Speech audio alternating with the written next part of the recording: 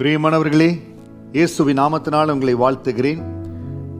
தேவ சித்தம் நம்முடைய வாழ்க்கையில எவ்வளவு முக்கியம், அந்த முக்கியத்துவத்தை குறித்து இந்த நாளிலையும் எபேசியர் 5வது அதிகாரம் 17வது வசனத்திலிருந்து ஆண்டுடைய வார்த்தை உங்களுக்கு கொண்டு வருகிறேன்.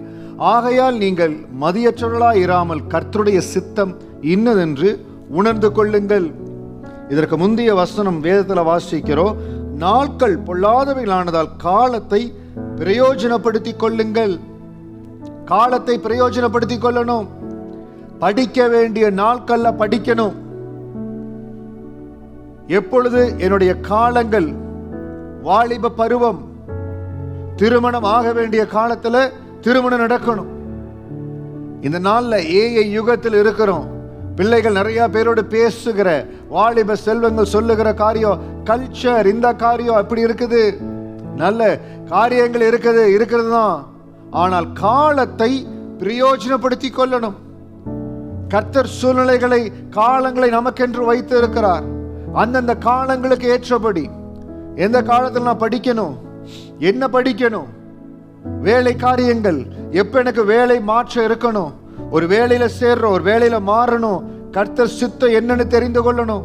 கர்த்தர் எதற்காக என்னை இந்த இடத்துல வைத்திருக்கார் தெரிந்து கொள்ளணும்.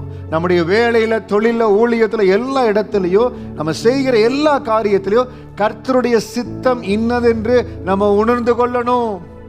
அந்த தேவ சித்தத்தை உணர்ந்து கொள்ளுகிற, அந்த தேவ சித்தத்தை அறிந்து கொள்ளுகிற அந்த தாக ஏக்கம் நம்முடைய வாழ்க்கையில் இருக்குமானால் நம்ம எந்த இடத்துலையும் நம்ம காலத்தை விரயமாக்கி விட மாட்டோம். காலத்தை பிரயோஜனப்படுத்திக் கொள்ளுவோம். வார்த்தையை கேட்கிற வாலிப செல்வங்களே, அன்பான சகோதரி சகோதரியே, உங்க காலங்கள் விரயமாக கூடாது. You should not waste your ears. தேவ சமூகத்துல படிப்பு முடிஞ்சு வேலைக்கு வர்றேன், வேலை முடிஞ்சு திருமணத்திற்கு கடந்து போறேன், திருமணம் குடும்பம் கட்டப்படுகிறது, பிள்ளைகளை வளர்க்கிறோம், பிள்ளைகளுடைய எதிர்கால காரியங்கள் வருது. எல்லாவற்றிலும் தேவ சித்தத்தை, கர்த்தருடைய சித்தம் இன்னதென்று உணர்ந்து கொள்ளுங்கள். ஏதோ வருகிறது, வருகிறபடி போறேன், வர்ற காரியங்களை எடுத்துக்கொள்ளுகிற இல்ல. தேவ சமூகத்துல கருத்தாய் ஜெபிங்க. பிள்ளைகளுடைய எதிர்காலத்துக்காய் ஜெபிக்கிறோம். ஆண்டவரே, என்னுடைய மகனுடைய மகளுடைய வாழ்க்கையில உங்க சித்தத்தின்படி படிப்பின் காரியங்கள் இருக்கட்டும், வாழ்க்கை உங்க சித்தத்தின்படி அமையட்டும். ஆண்டவரே, எங்கள் தொழில் இருக்கிற முன்னேற்றம் உங்க சித்தத்தின்படி இருக்கட்டும். உங்க தொழில ஏதோ ஒரு டைவர்சிபிகேஷன் எடுக்கிறீங்க, இல்ல உங்க ப்ராஜெக்ட்ல எக்ஸ்பேன்ஷன் எடுக்கிறீங்க, உங்க சித்தத்தின்படி நாங்க எக்ஸ்பேண்ட் பண்ண உதவி செய்யுங்க. ஆண்டவரே, உங்க சித்தம் எங்களுக்கு வெளிப்படுத்தப்படுவதாக. ஆண்டவரே, ஒரு புதிய முயற்சி எடுக்க போறோம், இதுல தேவ சித்தம் இருக்குதா இல்லையா தேவ சமூகத்துல ஜெபிங்க.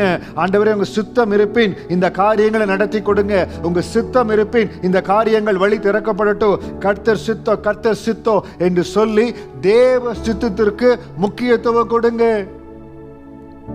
ஆண்டவர் யோனாவோடு பேசுகிறார், நினிவேக்கு போகும்படியாய் சொல்லுகிறார். அவர் பாதையை மாத்தி தர்ஷீசுக்காக போகிறார். கர்த்தருடைய சித்தம் எங்க இருக்குதோ அங்கதான் ஒரு தேவனுடைய ஊழியன் போகணும்.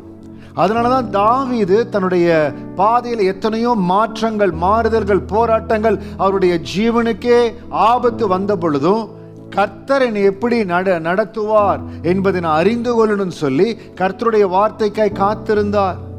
இன்னைக்கு தேவ சித்தத்திற்காய் நம்ம காத்திருக்கணுங்க. தேவ சித்தத்தை அறிந்து கொள்ளணும். சில வேளைகள்ல நம்முடைய பிள்ளைகளுடைய வாழ்க்கையில முறிவெடுக்கிறோம்.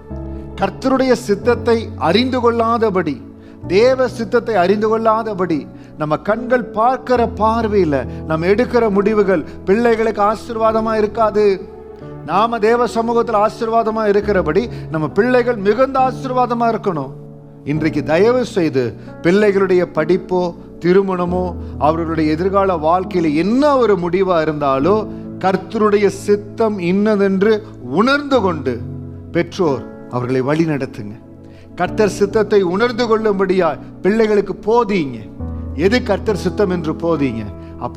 அப்படி நீங்கள் முடிவு செய்து படிப்படியாய் செய்கிற பொழுது உங்கள் காலம் விரயமாகாது, உங்கள் பொருள் விரயமாகாது. தேவ திட்டம் உங்கள் வாழ்க்கையில் நிறைவேறும். வார்த்தையை கேட்கிறவங்க ஒவ்வொருவரையும் கர்த்தர் திட்டத்துக்கு நேராய் நடத்துவாராக.